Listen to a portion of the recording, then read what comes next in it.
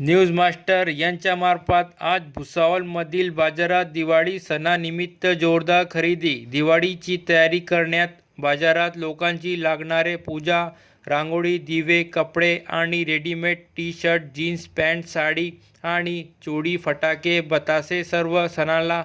लागणाऱ्या वस्तू खरेदी करण्यासाठी तयारी चालू आहे।